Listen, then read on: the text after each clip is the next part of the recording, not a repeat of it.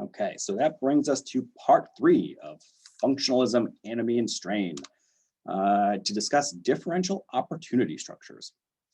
This comes from two theorists, Cloward and Olin, sorry, and not just them, but others as well, but they really are the originators behind the idea, or they gave it prominence.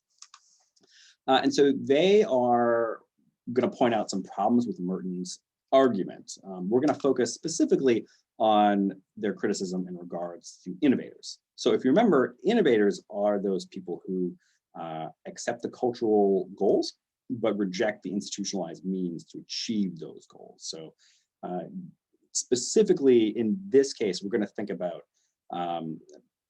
those who are going to be criminals, those who will violate the law in order to build wealth, right? So rather than going for a career as a doctor or a lawyer or a carpenter or an electrician or a plumber, these are going to be the people who are trying to rob banks or trying to sell drugs or whatever it is.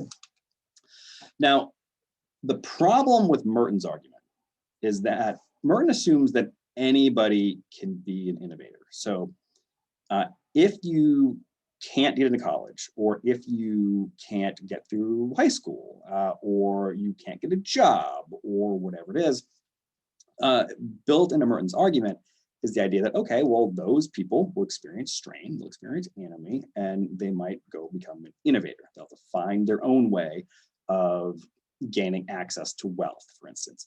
And, you know, you do that criminally. But really, can anybody, though, just become an innovator? Can anybody just find an alternative way to make money, create their own means of achieving wealth?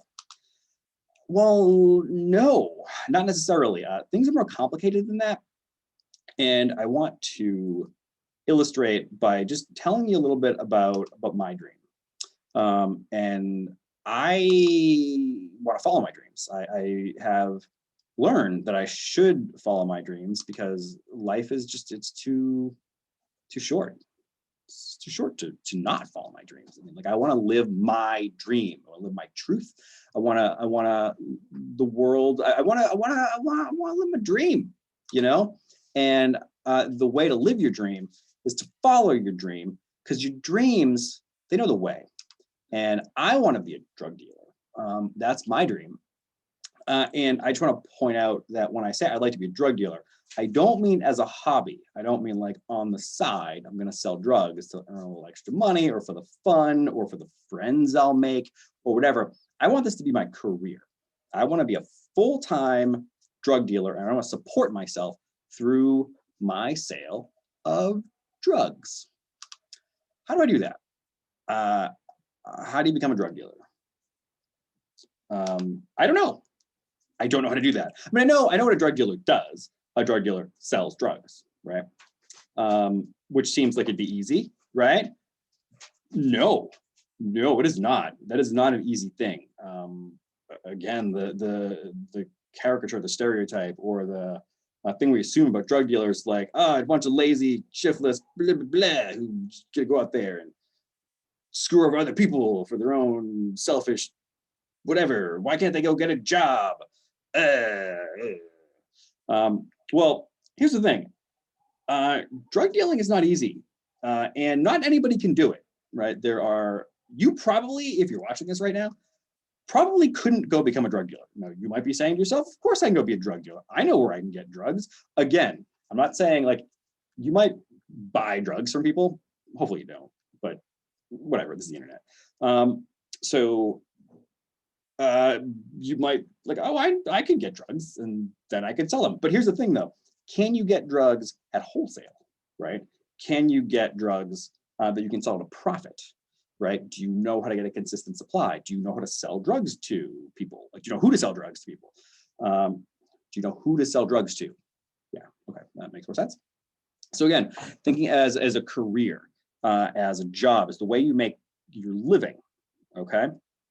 I don't know how to do that. So I've decided that I am going to put together a little project. I'm thinking about it as like a book or maybe a website. But if it's a book, I've decided that I'm going to title it, Becoming a Drug Dealer, a guide for those interested in pursuing this lucrative career.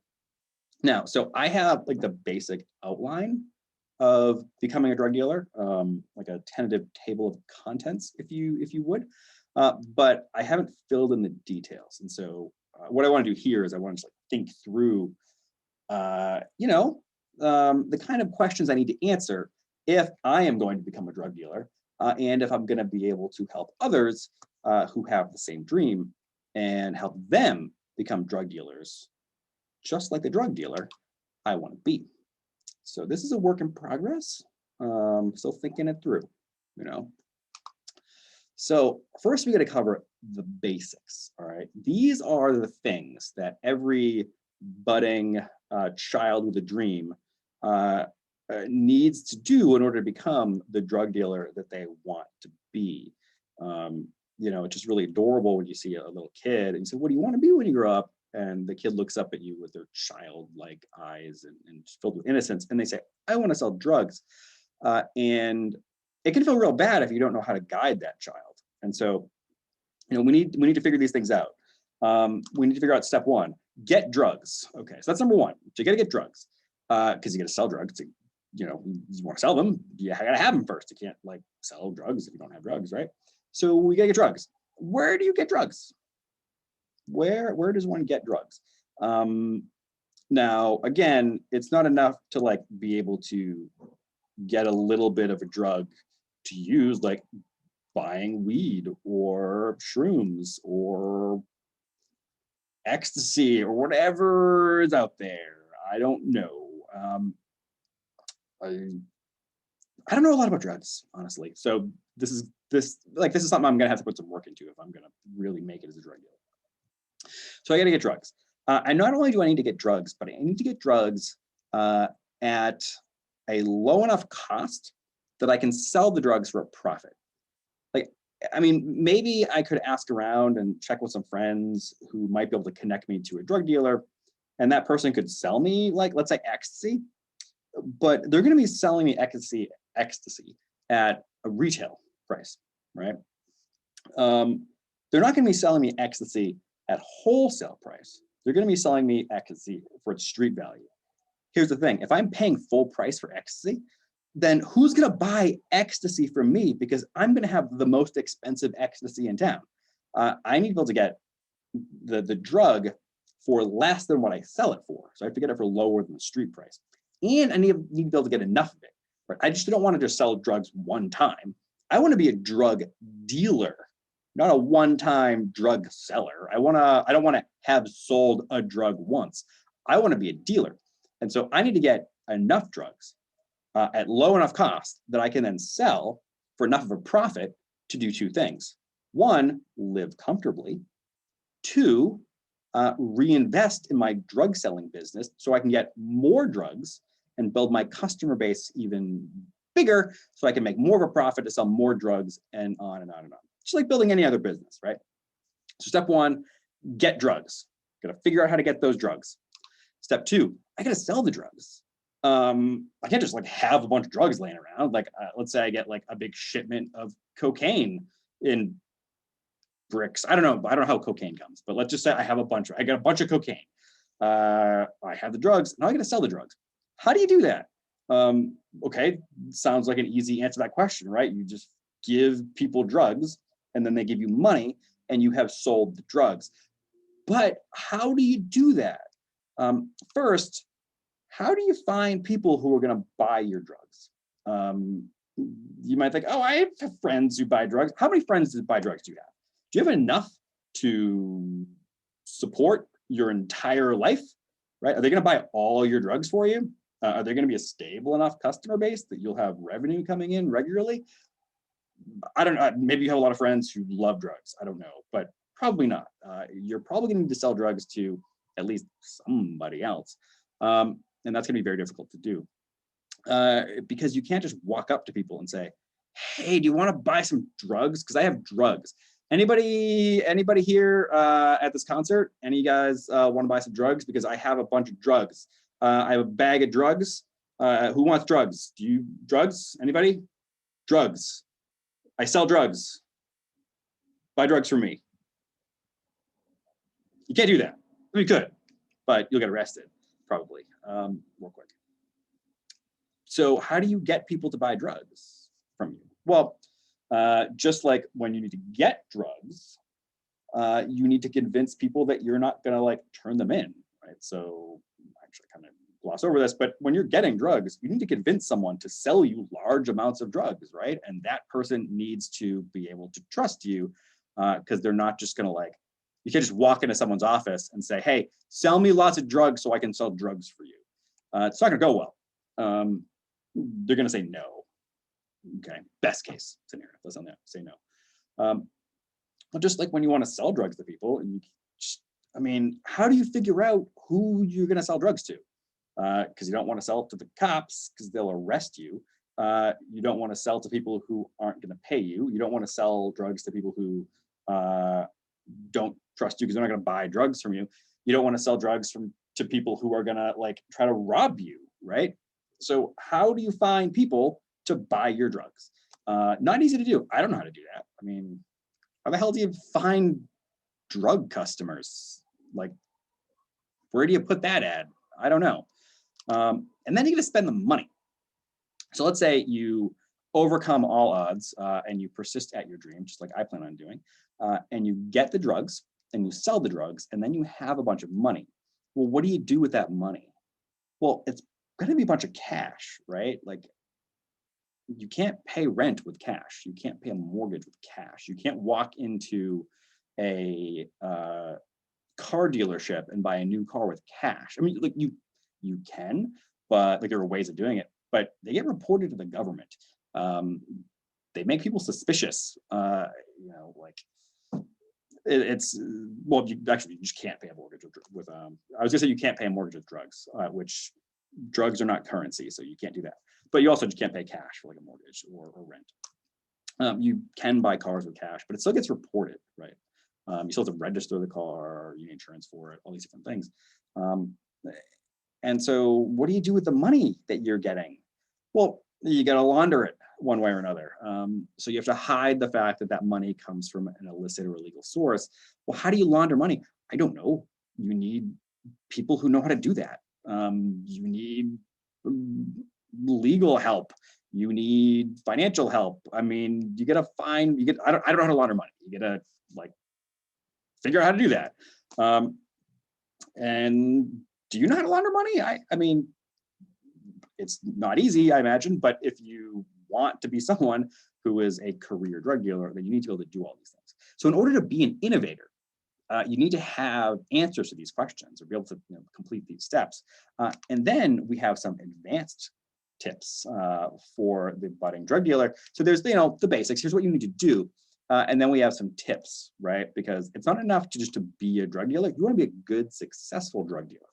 And so we need to think about other things like don't get robbed. So you have drugs or money. People want drugs and they want money. And unlike other types of businesses that are going to be protected to a certain degree by the local authorities, the police or the criminal justice system, you don't get that luxury. You can't go to the police and say, hey, somebody stole my drugs. Can you get my drugs back for me? That won't go well either. So you need to find a way to sell drugs safely so you're not going to get robbed. You need security in one way or another. What does that mean? Does that mean people? Does that mean security systems? Does that mean you move around from place to place a lot? Does that mean you hide your identity? Like, what do you do in order to avoid getting robbed? The same question, really, but just a bit more important. Don't get murdered. You might get murdered for drugs. You can get murdered anyway, but if you're selling drugs, probably more of a chance of you getting murdered because, well, one, again, people want drugs and people want money, and they know that you are vulnerable because you don't have the same access to security and protection that other people do for other types of businesses.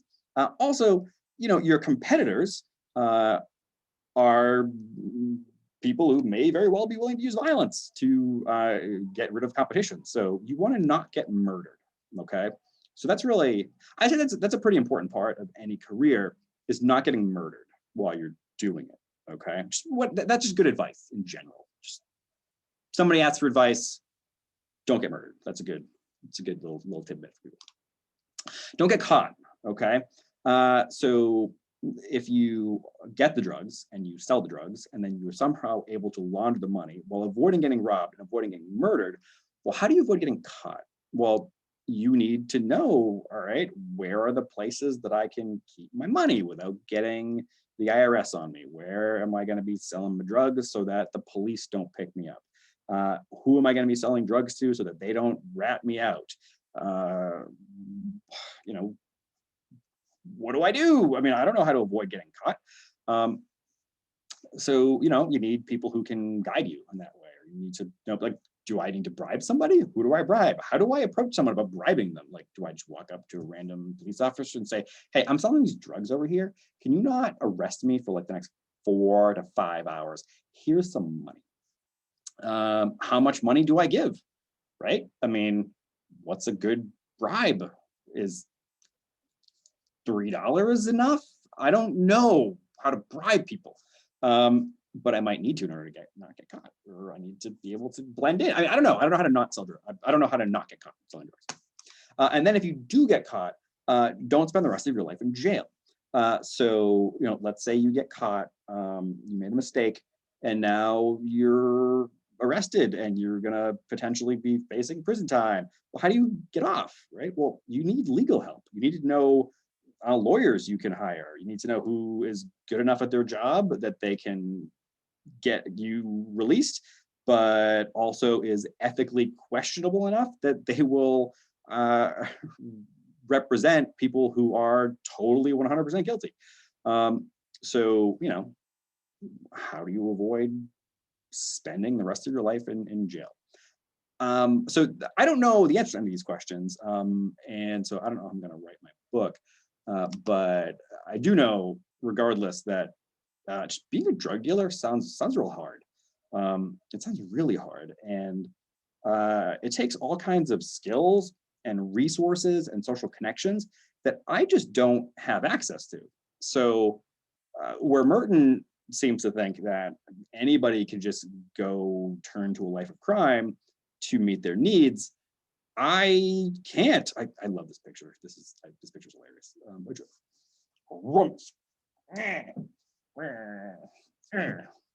Yeah, gummit.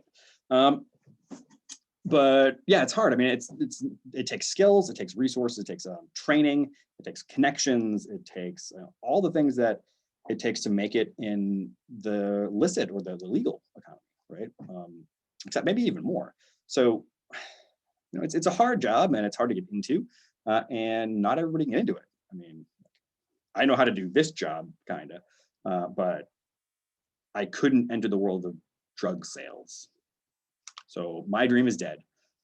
So there's, you know, my dream, and there's the, there's the little picture of my dream, and it's on a gravestone because it's dead. Because I'm never gonna be able to live it. And why? Why can't I live my dream? Like seriously, like why? Why can't I live my dream? And the reason why is because of opportunity structures. So opportunity structures. These are social systems that provide individuals with access to the skills, resources, and networks required to accomplish goals. So when we think about institutionalized means, we can really replace that concept with the idea of opportunity structures, which are these, you know, social systems that allow people to achieve or accomplish certain tasks or goals. And so we can think about opportunity structures that are legitimate, so they're socially accepted. So legitimate opportunity structures provide access to the institutionalized means of achieving goals. Well, my little typo there, of achieving culturally defined goals. Sorry, that's a little mistake. So it should be provide access to the institutionalized means of achieving culture defined goals. Yeah, so there's an extra word here. So, you know, going to college, a 9-to-5 job, whatever. Those are part of the illegitimate opportunity systems, or part of legitimate opportunity structures. Illegitimate opportunity structures are systems that provide access to the alternative means of achieving goals. Oh my God, again, achieving goals, culture defined goals. What did I do here? Provide access to the alternative means of achieving culturally defined goals and allow for innovations like selling drugs. So there are opportunity structures that allow people to access or achieve culture-defined goals in legitimate, socially accepted ways. And then there are illegitimate opportunity structures that allow for alternatives, that allow for innovation, as it were. But they're both systems. So in order to become a wealthy investor, you have to have access to legitimate opportunities and legitimate opportunity structures. And if you don't have access to legitimate opportunity structures, then yeah, you can innovate, you can find alternatives, but only within the context of illegitimate opportunity structures. You need to have, there needs to be some kind of social system in place that allows you to innovate, that allows you to achieve these goals in ways that are not socially allowed, right? In ways that are restricted or criminal or whatever. But here's the thing, just like people have different access to legitimate opportunity structures, people differ in their access to illegitimate opportunity structures. If you're watching this video, it's probably because you're forced to. And so, you know, you have access in one way or another to legitimate opportunity structures. If you're watching this, you probably don't have a lot of access to illegitimate opportunity structures. I mean, maybe you do, but you probably don't. Like, you want to go steal cars? Do you know how to steal a car? I don't. It's not easy. I mean, movies make it look easy, but it's not. You want to rob banks? How do you do that? I mean, I don't know. How do you steal a car? Again, the car is like, okay, let's say you know how to steal a car. Well, then what do you do with the car after you've stolen it? Okay, then you have a car, but like, what do you do with the car? Who do you sell it to? You bring it to a chop shop? Like, what is that? Where do you find one? How do you know if you bring the car to a chop shop, the person who works at the shop is going to give you a good price on the car, or are they going to screw you over? You know, which should be sad, because you would hope that you could trust the person who you are selling your stolen goods to, but maybe you can't. I don't know. How do you know? And how would you know? How would you know if you're getting screwed over? So different people have access to different illegitimate opportunity structures as well. And so Cloward and Olin offer an alternative typology to Merton. So this takes the modes of adaptation, right? Specifically innovators and retreatists, and tries to expand them and build on them a little bit. And so Cloward and Olin talk about these subcultures. So their first are what they refer to as criminal subcultures. So these are opportunities for engaging in crimes of theft, drug dealing, and other forms of profitable illicit activities. So if your opportunity structure includes access to criminal subcultures, then those are the places where you can learn how to steal and what you can do with the merchandise that you steal. Where you can learn how to get access to drugs, where you can find networks of people who you can go to that will trust you or will allow you to build trust, so that you can gain access to wholesale drugs at wholesale prices. That will teach you, you know, here's how much you sell your drugs for. I mean, how do you know how much? Like, how much do you sell ecstasy for? I mean, I don't know. But if you have access to a criminal subculture, then you can make use of the opportunities built into that criminal subculture. But not everybody does, all right? So you might be in a situation where you don't have access to legitimate opportunity structures or criminal subcultures where you can learn illicit activities. So Cloward and Olin point out the limitation of Merton's argument in that they point out that it's not as easy to be an innovator as Merton seems to assume, and many of us seem to assume just in day-to-day life. You need to have access to one of these opportunity structures. So if you're going to be an innovator, you need to have access to this kind of opportunity structure. If you don't have legitimate or access to legitimate or illegitimate structures, then you can end up in one of two other groups. So Cloward and Olin discuss the concept of violent subcultures. These are going to be retreatist, maybe rebel, but they're going to lean heavily retreatist because they're not going to be influential enough really to be rebels. And violent subcultures are, again, illicit, illegal, and these are subcultures in which the culturally defined goals of like wealth and power and prestige are kind of pushed aside and instead those goals are replaced with other goals that are relevant, just like a small group. So a group whose social order is built on violence as a way of gaining respect or controlling others, then that's going to be a violent subculture. So within that group, within that small group, you might be able to achieve some level of power and prestige through the use of physical dominance and physical violence. And that's really, in your mind, or if you're part of that group, what makes someone, I don't know, a real man, or make somebody, that's what real power is, or whatever. So the use of violence and physical ability, physical prowess, in order to,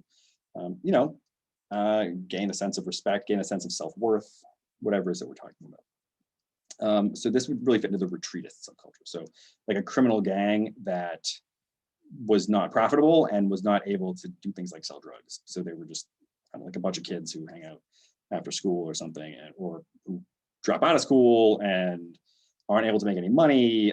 And so, I don't know, I mean, they just use physical prowess to decide who's the best among them, because people tend to sort themselves into hierarchies.